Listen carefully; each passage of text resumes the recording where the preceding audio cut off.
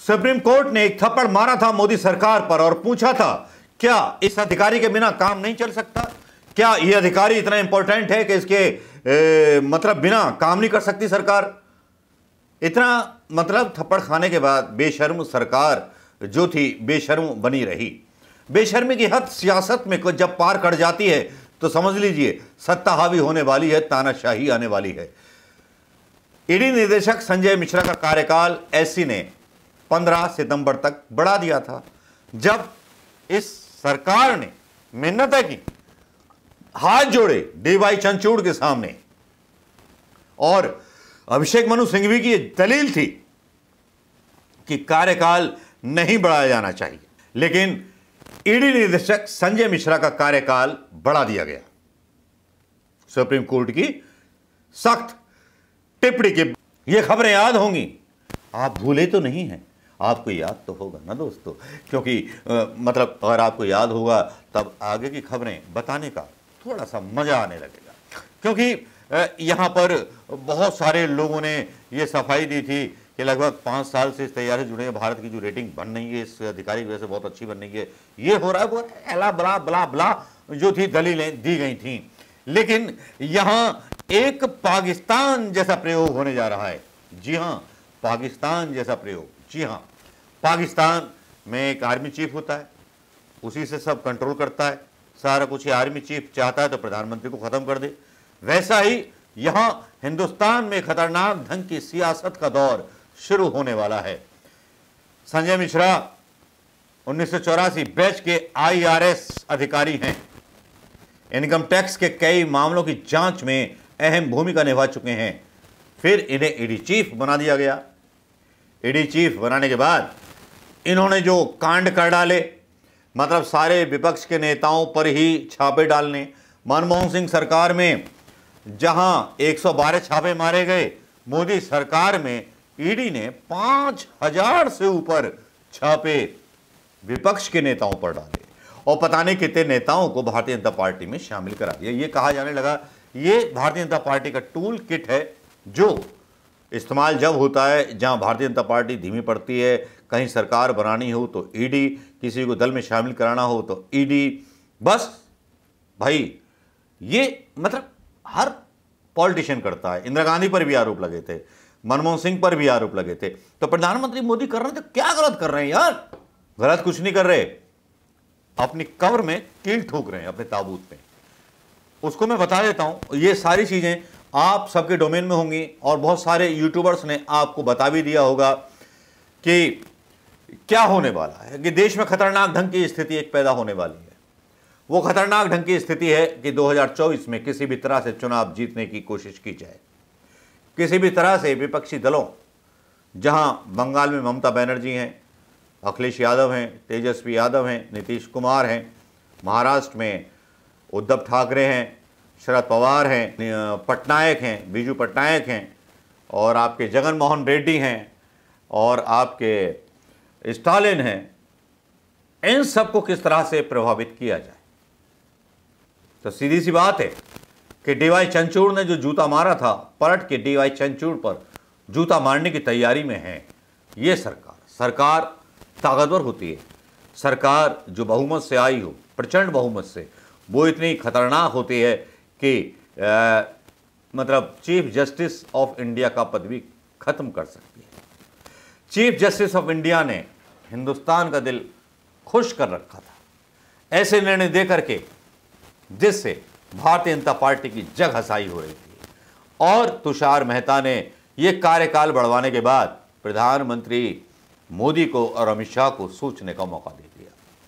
प्रधानमंत्री मोदी और अमित शाह की सियासत में सबसे बड़ी बात यह रही है, ये बड़े कैलकुलेटिव पॉलिटिशियंस हैं। कैलकुलेटिव भी हैं और प्रैक्टिकली भी हैं। चीजों को किस तरह से व्यवहारिक रूप में हिंदुस्तान की धरती पर उतारना है बहुत अच्छी तरह से जानते हैं। पत्रकार केवल आंकड़े गिनते रह जाते हैं, लेकिन इन लोगों के बारे में ये अंदाजा लगाना भूल जाते हैं कि ये क्या करने वाले हैं। अब जो एक नया ड्रामा लेकर के आए हैं, क्योंकि आपको पता होगा बिपिन रावत की हत्या जो आर्मी के चीफ चुने गए थे, इन्होंने ही बनाया था। रहस्यमयी परिस्थितियों में हुई थी। अब जो है ईडी और सीबीआई, मतलब दो तोतों को एक पिंजरे में बंद कर दिया जाए और उसको पालने वाला एक रख दिया जाए जो रिपोर्ट करेगा प्रधानमंत्री मोदी को, तो कितनी अच्छी बात है। अब ईडी भी एक आदमी के अंडर में और सीबीआई भी एक आदमी के अंडर में। अभी तक तो 5012 छापे पड़े थे, अब पॉलिटिकल पार्टियों का अस्तित्व मिट जाएगा। मतलब तानाशाही का ऐलान नहीं है, लेकिन तानाशाही भी कम नहीं है। यहां वो होगा जो हम चाहेंगे। खबरदार, होशियार, इस तक पे अधिकार हमारा है, हम इसको न छोड़ पाएंगे। तो दोस्तों तैयार हो जाइए, खबर तो आपको मिल ही चुकी होगी। पुण्य प्रसून वाजपेयी, अजीत अंजुम इस खबर को क्रैक कर चुके हैं पहले ही, लेकिन मेरा अपना नजरिया अलग है। ईडी सीबीआई को मिल सकता है नया बॉस, सीआईओ पद पर विचार, एनएसए और सीडीएस जितनी होगी ताकत। नेशनल सिक्योरिटी जो एक लाए थे वो अटल बिहारी वाजपेयी लाए थे, आप जानते हैं।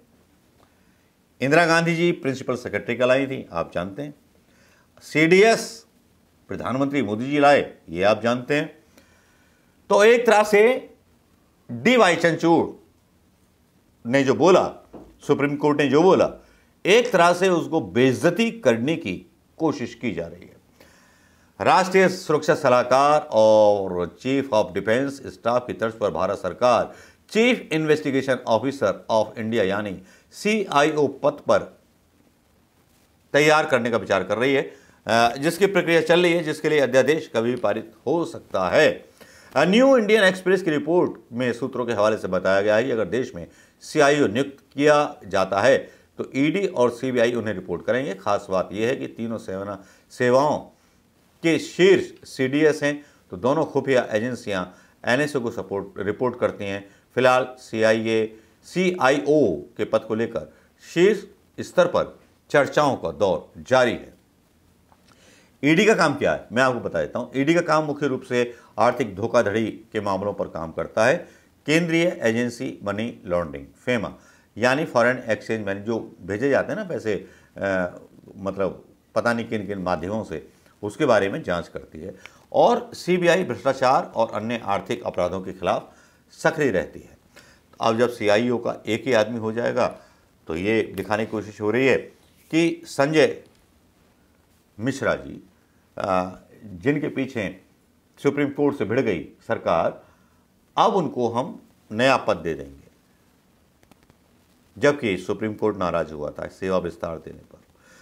तो क्या 2024 के चुनावों को प्रभावित करने की तैयारी है? सीधी सी बात है, अंदाजा लगा सकता है। एक हिंदुस्तान की जनता का एक बच्चा जो सियासत जानता है, क्योंकि हिंदुस्तान के एक मकान की ईंट हटाओगे तो उसमें से 4 बच्चों को सियासत के बारे में पता होता है कि अगला कदम प्रधानमंत्री मोदी जी का क्या होने वाला है। तो जो ये नियुक्ति होगी वो 2024 के चुनावों के हार की डर से की जा रही है। इतना डर बैठा हुआ है कि कहां कहां कितना दमन करना है, कैसे कैसे करना है। और इलेक्शन कमीशन पर भी, जैसा कि मैंने आपको बताया, कि एक अध्यादेश आने वाला है जिसमें सुप्रीम कोर्ट के चीफ जस्टिस को हटाने की तैयारी है। तो आप बताइए कि लोकतंत्र बचा कहां है? विपक्ष बताए कि लोकतंत्र बचा कहां है? तो विपक्ष को इन चुनावों का बहिष्कार करना चाहिए। ये कुछ ज्यादा हो गया। नमस्कार, जय हिंद दोस्तों।